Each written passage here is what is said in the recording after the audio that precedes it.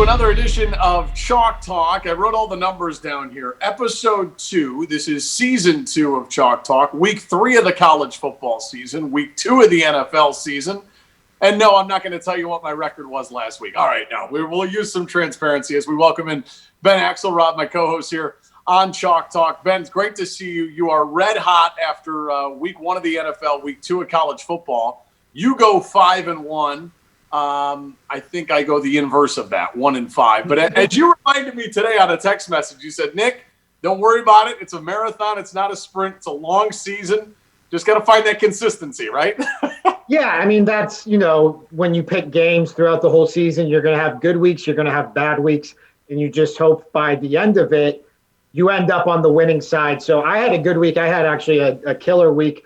Went 5-0 in one of my pick'em pools. Went 5-1 here, did great in DraftKings. But that usually means a not so great week is around the corner, or that I'm going to get brought back to reality soon. You've got a little bit of a slump to get out of here with that 1-5 start. But like I said, marathon, not a sprint. And we'll try to do that here with our episode 2 picks. Yeah, so what Ben and I will do is, if you're just joining us for the first time, and again, this is the second year of the show, but we'll pick 3 college games against the spread. We'll pick 3 NFL games against the spread, each of us, and all of it for entertainment purposes only. Both of us last season, when you combine college and NFL, we both came off of winning seasons. And so when you said that to me, marathon, not a sprint, I thought about last year because I think there were weeks where I went 0-6. But at the end of the year, you and me both had winning records. So you're right. I mean, it's about the big picture in all this. Yeah, absolutely. You've got to stay level-headed, and you've got to roll with the punches when those punches come. So that's exactly where you are. I'm riding high right now, but I'm going to try to stay humble about it. Ben, what stuck out to you the most in week 1? From a sports handicapping standpoint, the one thing I totally throw out the window now is home field advantage. I mean, it's almost non-existent. It's crazy. And the 2 games I could point to. The 2 games I lost, the Falcons losing at home against the Seahawks, game wasn't even close. And then the Carolina Panthers, who I'm not going to say if there was a crowd there, they win that game, but they lose 34-30 to the Vegas Raiders. I was sitting there saying to myself, man, if there was just some sort of atmosphere in that place, I just feel like no home field is true. That really stuck out to me. Yeah, at least in terms of the NFL, I always try not to think too hard about home and away, because I think sometimes that overinflates the lines or brings them down closer to what they should be. And I actually thought, NFL, just in terms of watching it with the piped in crowd noise, I thought it was a relatively normal experience. College, on the other hand, it felt very strange.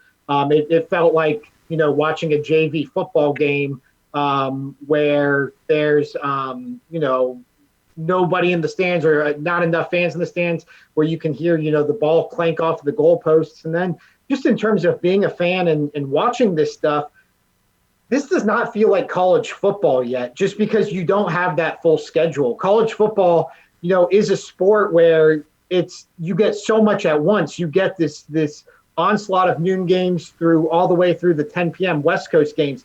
Here we had basically 1 game in each time slot. And most of those games probably weren't even worth watching after halftime. So college football, I'm ready to just get a full slate. NFL, I thought was a pretty normal viewing experience from all perspectives. College, this still feels like preseason football right now. Yeah, I think it's very well put. The NFL, almost from kickoff to the end of the game, felt relatively normal. I think the TV crews on CBS and Fox and NBC, they're trying to use those tight shots, so you're not really looking at the crowd all that much. But you're right, college, I mean, there's you think about even the places where there's some fans that have been brought in and admitted they're allowed to be there. Just not much of an atmosphere, and I feel like that's what really makes college football. So that really truly stuck out to me. NFL, we looked at some of the teams that I think we all thought would be good. The Chiefs. There was one of your picks, right? The Chiefs. Yeah. Fantastic. I met the one game I hit was the New Orleans Saints. Yeah. And a lot of people that felt like Brady and the Buccaneers, they're kind of a trendy pick, and I think they'll be pretty good. But there were those were two of the things that stuck out to me. I feel like two of the better teams in the NFL, the Saints and the Chiefs, they really stuck out to me as two teams that were pretty impressive. Spinning this forward to week 2 of the NFL season, this is really a critical week in terms of gambling and betting on point spreads and things of that nature, because you get so much of an overreaction from what happens in week 1. So that's something, when looking at these games and deciding what 3 games I'm going to pick, that's something I always tried to keep in my mind. And we'll talk about some of them when we get to our picks. But which line is indicative of an overreaction? Who's looking at something we saw week 1 and totally overreacting and it's swinging a point spread? I think this is where people, who follow this stuff really closely, I think this is where they make a lot of their money, is reacting or not reacting, but rather taking into account the overreactions to the week 1.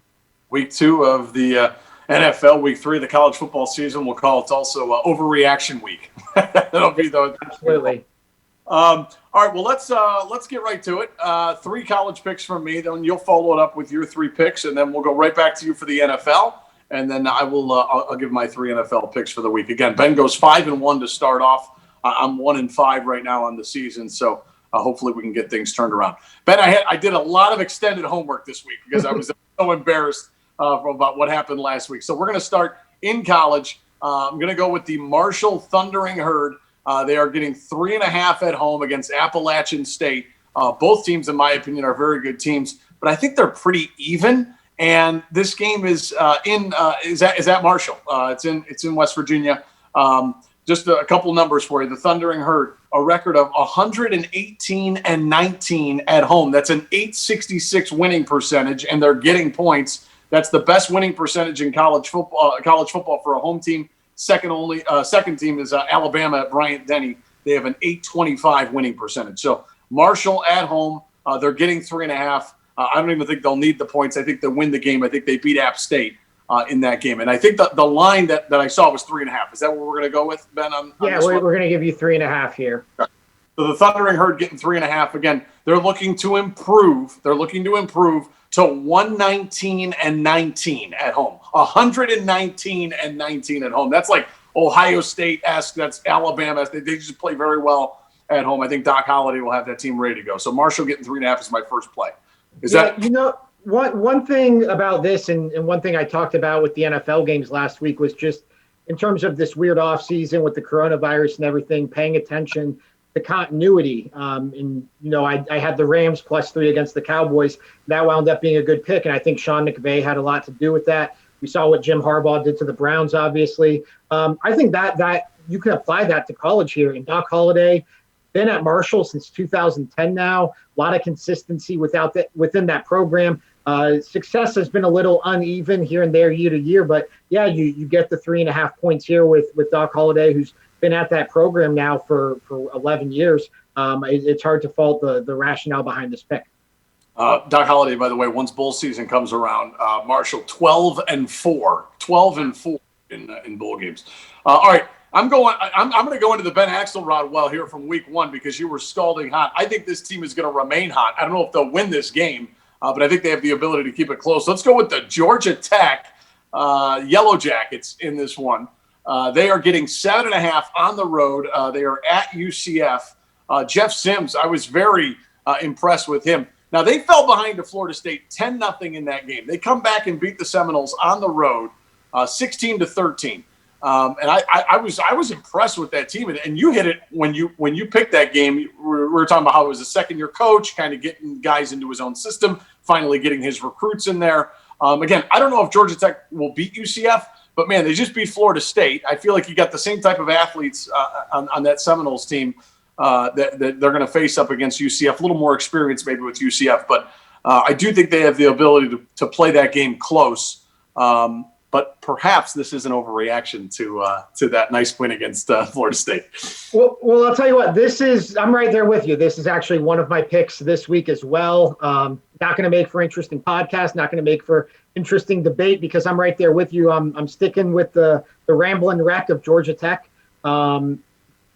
Largely because I felt very good about that pick last week against Florida State. It kind of played out exactly how I thought it would, which a lot of that actually had more to do with Florida State than it had to do with Georgia Tech. But I just think the way Georgia Tech plays, the way that they're coached, it lends them to playing in close games. And so when I get a touchdown in a half here, a 7.5 point spread, even against a talented Central Florida team, I just think Georgia Tech is the type of team that has the ability to stay within one score. But yeah, that was one of my causes for concern. One of the reasons I kind of paused about this pick was if you're looking in terms of an overreaction to a week ago, this feels like that might be the spot coming off of that, perceived big win against a Florida State team that's probably bigger in name right now than they actually are in terms of program success.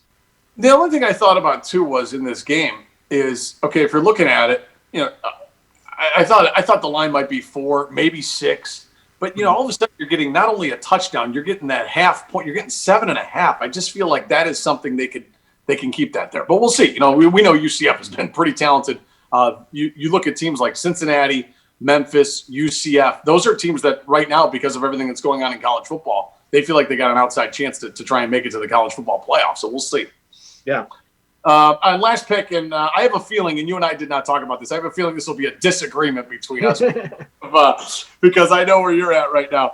I'm going to go with Louisville. They are at home, -2.5 against the Hurricanes of Miami. Are people thinking, well, what do you have against Miami, Nick? You've gone against them 2 weeks in a row. Well, they burned me last week against UAB. De'Aaron King, I was going to say as good as advertised, Ben, but I actually think he can play better than he showed on Thursday night against the Blazers. But Louisville's coming off a 35-21 win against Western Kentucky. They're one of the better teams in Conference USA, and they bring back their entire defense. So I feel like De'Aaron King and Miami go from a UAB defense that they probably should have carved up even more than they did to a team that really has some experience, some speed on both sides of the ball.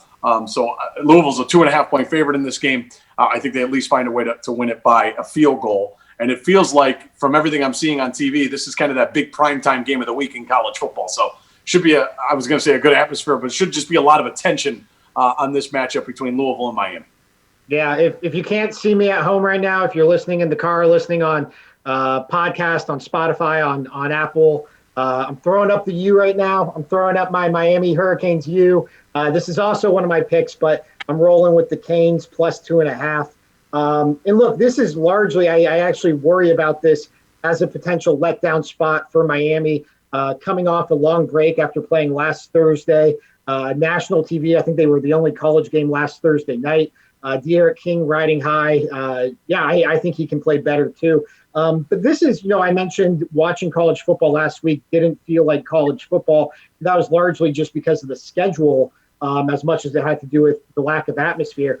This at least feels like, kind of that prime time Saturday night game that everybody can look forward to. We get to see De'Aaron King, who, with Justin Fields still sidelined at Ohio State, I think is probably the second or third best quarterback in all of college football, behind Trevor Lawrence, going up against a good ranked Louisville team, better defense than they probably get credit for.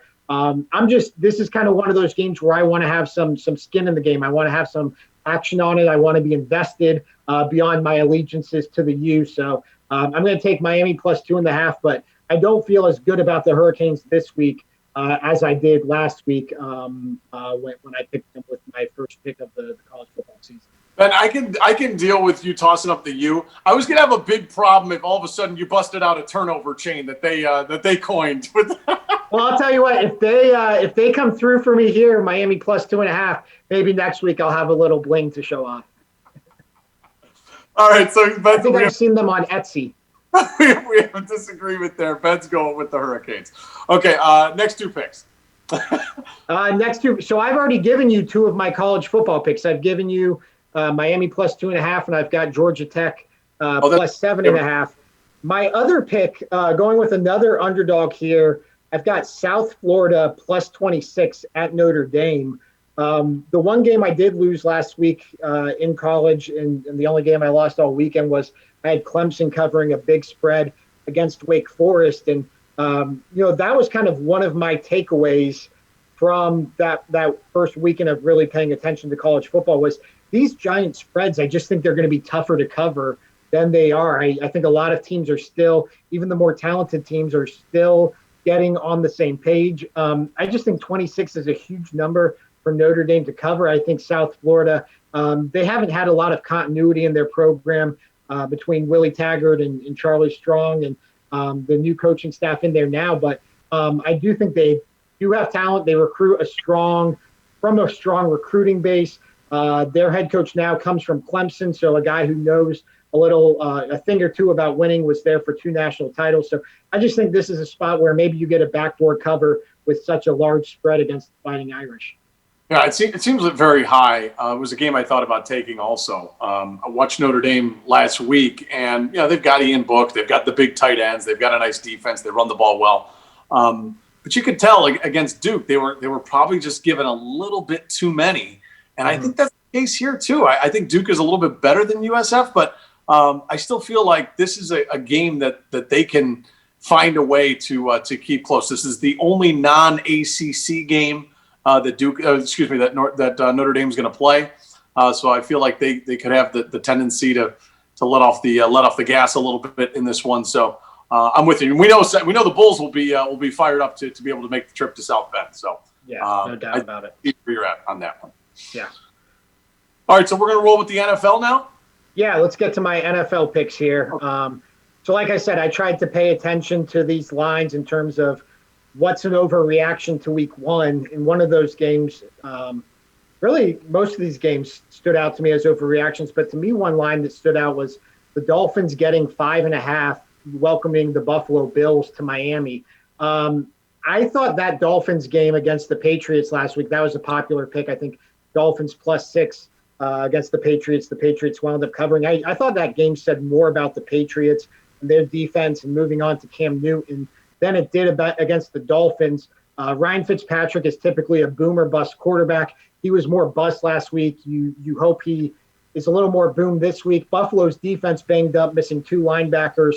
And then Josh Allen. Josh Allen had his first 300-yard game, and he's a little boomer bust himself. He's always good for a couple of turnovers, whether it's a fumble or an interception. So I just think, 5.5 points, that's a little too much to be giving the Dolphins here. I thought the Dolphins actually made some improvements in the offseason.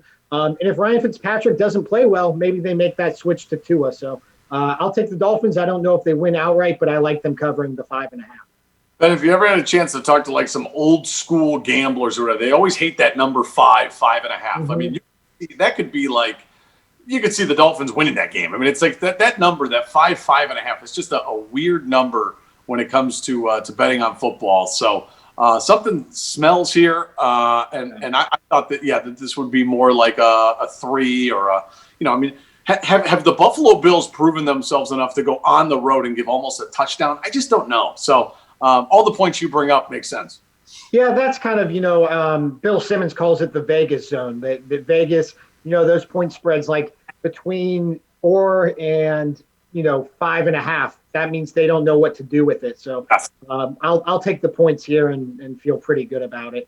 My next game, I thought this was an overreaction as well. The 49ers, I like the 49ers to cover -7 at the New York Jets. The 49ers big letdown against the Arizona Cardinals. That was a weird game. There was some, I don't know if you were paying attention to it. There was some concerns about the air quality, and the 49ers weren't able to play their running back Tevin Coleman as much because he has a health condition relating to that air quality. And then the Arizona Cardinals, they might just be a good team.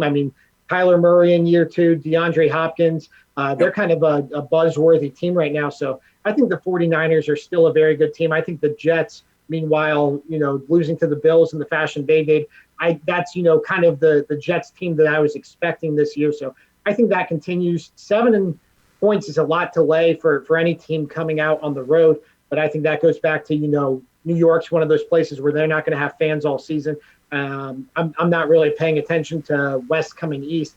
I'm throwing home field out the door with this game, and I like the 49ers to cover. touchdown spread here against the Jets. I commend you for this one. You did your homework on that one. I'm with you. I think this is a complete overreaction. I think if the Niners beat Arizona and the Jets somehow keep it close with Buffalo, this line is around is at 10 or 11 or 12 or something. I'm with you. I think the Niners take care of business in this matchup. The Jets are going to be bad all year. Yeah, I think so too. And then my last pick here, I've got a road dog coming into Indianapolis. I like the Vikings +3 at the Colts. The Colts were not very impressive, to say the least. Their opener, losing to the Jacksonville Jaguars team, who we all thought was tanking. I mean, in how many years have we come into a year thinking the Browns were tanking and they lay an egg? The Jaguars come in and they win their game in the first game that we all thought they were tanking. They still probably are tanking, yet they still beat that Colts team. I think Phillip Rivers might be done. I thought it was pretty jarring to see him out there in a uniform other than the Chargers uniform. But that Colts team, I think, has some holes. I think they, overall their talent level is good, but I worry about their quarterback play. And then the Vikings, I think, they lost to the Packers last week. I thought that game said more about the Packers than it did the Vikings. The Packers looked like a force to be reckoned with in the NFC, and maybe the Vikings aren't on the Packers level, but I do think they're still a good team. I do think they're still going to compete for a playoff spot. And I'll take the 3 points here. And I think this is a game that the Vikings can win outright. So if I can take them and still get the 3 points, I have no issue doing that. All right, so you got the Vikings for your NFL pick, and on top of that, let's give your other. Yeah. Tip. I've got the Dolphins +5.5 versus the Bills. I've got the 49ers -7 at the Jets, and I've got the Vikings +3 at the Colts. All right, Ben's picks for week 2 of the NFL season against the number. All right, here, I'll give my 3 picks. Again, the only game I hit last week was in the NFL, so hopefully we have some better luck here with these games. First game going to be Bears -5.5 against the Giants. Short week for the Giants. I think that they are way worse than they showed against the Steelers the other night. I think the Steelers were a little bit rusty. I didn't think they were playing that well early on, and that's why you saw the Giants leading, and then you saw the Giants, kind of try to, they kept it close for a little bit. I just feel like this Giants team is not as good as they may have been perceived as, and to me, this is an overreaction. Bears came back on the road to beat the Lions in a very unlikely comeback. I know sometimes we've chuckled at the local kid at Mr. Trubisky a little bit, but the defense is nasty. They run the football well. And again, the Giants, after a short week, they got to go on the road. I think the Bears find a way to win this game by 6 or a touchdown. The last line I saw was Bears -5.5. So yeah, that's what we'll give you here. My concern would be Mitchell Trubisky. My concern would be there's a little bit of turmoil right now. It looks like Allen Robinson, their star receiver, might want to trade.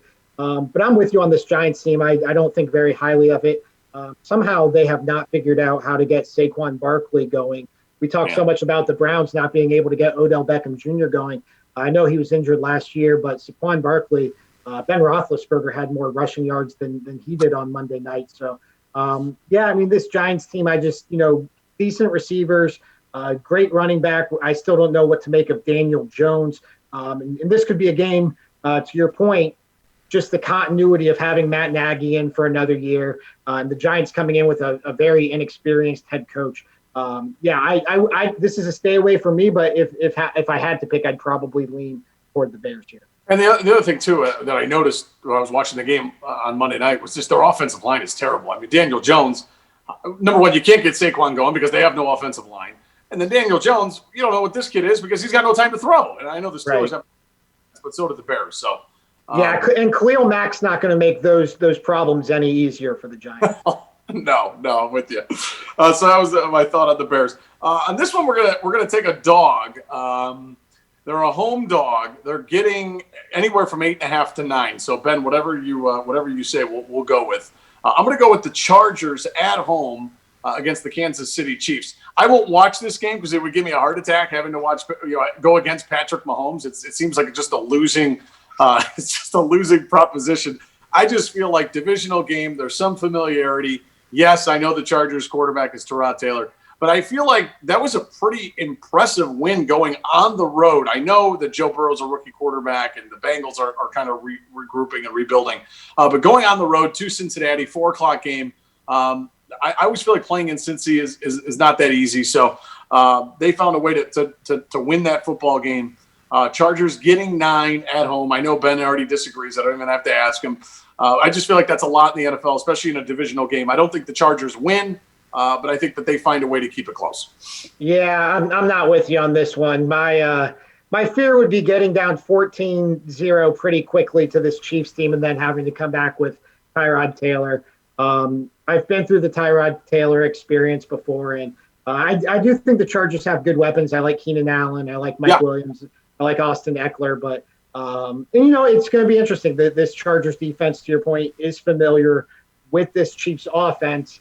But Chiefs coming off a long break after that Thursday night game. I just, it wouldn't surprise me if the Chargers did cover. I just would want no part of being invested in going against Patrick Mahomes. Patrick Mahomes for me is in that stay away, zone where I would not want to go against him in any way. Yeah.